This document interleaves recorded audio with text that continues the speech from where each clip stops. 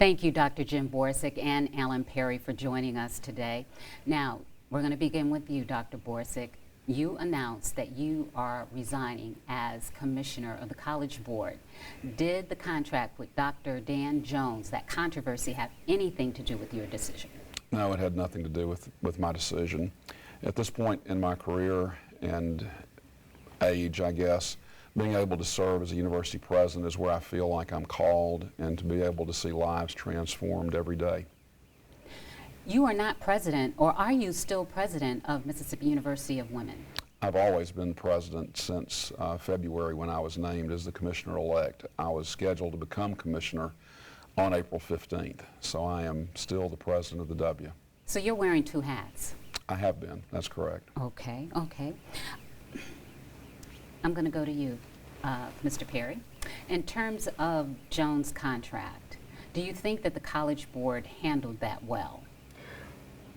We made the only decision we could. I spent about 30 minutes at the last board meeting, and people can look at it on tape, explaining the basis for it. We believe that we have a duty to oversee the financial affairs of UMMC. It amounts to more than $1 billion a year.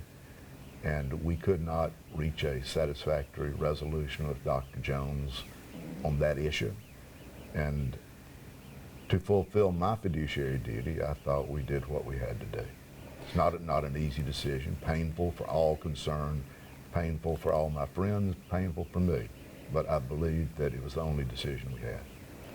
How did you feel about the backlash? Were you surprised at all? No, I was surprised at a few words that a few people used, and some of them have called me to say they wish they had chosen other words.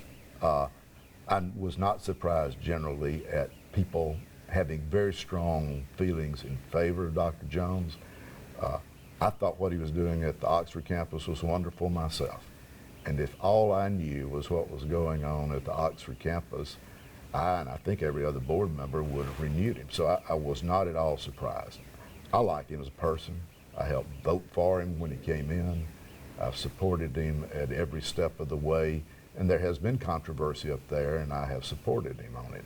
So no one was as unhappy as I was to see how it came out. Members of the legislature are calling for the College Board to be restructured. Your feelings about that, Dr. Borsig? Having one system of higher education in a state like Mississippi is absolutely essential. There are many virtues to having one board of trustees. There are strategy issues about how do we leverage scarce resources in a poor state like Mississippi to raise the educational attainment rate. There are economies of scale in areas like property insurance, borrowing money, getting a better credit rating that are part of a system. And then a system with one board also makes us better thinkers because we end up not duplicating programs that can't afford to be duplicated, and we have a strategy about how we serve the state of Mississippi. So having one system has proven over time to be in the best interest of the state of Mississippi. Could I add something to that? Oh, absolutely. In addition, what we have now is a board comprised of people from various areas of the state, appointed by different governors, went to different schools, and there is an independence of thought on the board that you find there. If the idea is we should create a separate board for Ole Miss and one for JSU and one for the W and vice versa, I think it will become a board that is very susceptible to the political pressure one way or the other about the president, what's going on.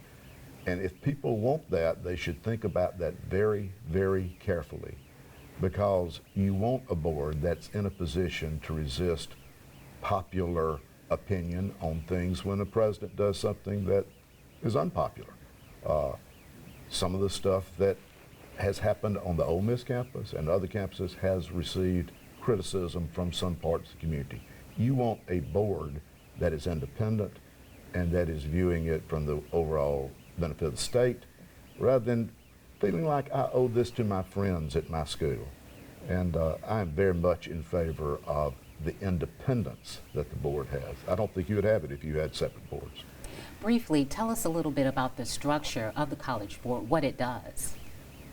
You want to take that? Yeah, the board is made up of 12 members. They're appointed geographically by the 3 Supreme Court districts in the state of Mississippi. They're balanced, so there's 4 from each of the Supreme Court districts.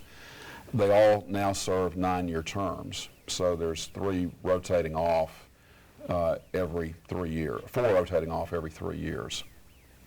Okay. And the work that you do, what is your role? Budgets. Budgets are a big part. Selecting the chief executive or the IEO of each institution is a big job. And then monitoring the money is the other thing that takes a lot of time. There's state law requirements for purchasing that we have to make sure are obeyed. That's my responsibility as a board member. We have to look at the prudence of borrowing. If somebody wants to build a new dorm and borrow money, is it really going to be able to be paid for with the revenues from the project?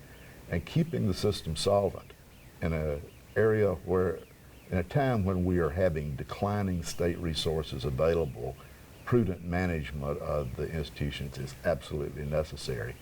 And I think that is one of the things, maybe the main thing that the board needs to do, other than be responsible for selecting IOs. There are some criticisms of the board that it is out of touch, especially with historically black colleges. Your response to that? We don't appoint the board members, and I think that criticism is made by people that believe there should be more graduates of HBCUs. Bob Owens has been on the board since as long as I've been there and is a graduate HBCU. That's a question to be addressed to the governor and to the legislature. We don't appoint ourselves. All right. Briefly, before we leave, talk a little bit about what's going to happen in terms of finding a new commissioner for the College Board and a new chancellor for Ole Miss. Talk about the chancellor first, Yeah. and then I'll talk about Yeah, let me talk about the chancellor search. The board first has to organize into a board search committee. There will be a chair of that committee, and then any board member who wants to serve on that search committee will serve on the search committee. It's going to be a national search. The board will have to go through a process of selecting a search consultant and then naming a campus search advisory committee, which is representative of all the constituencies of the university and inclusive by gender and by race in order to be completely representative. And then the process begins to engage those constituencies in listening sessions. I'm imagining, because of the breadth of the university, that there will be something at the University of Mississippi Medical Center as well as the Oxford campus. And that process will begin sometime later this year. And at the same time, I expect a very strong national pool of candidates for this position. And the process unfolds, a lot of people get engaged, there's plenty of opportunities to be heard, and then it moves through a first round interview, a second round interview, and then there is the selection of the preferred candidate. It's 20 steps.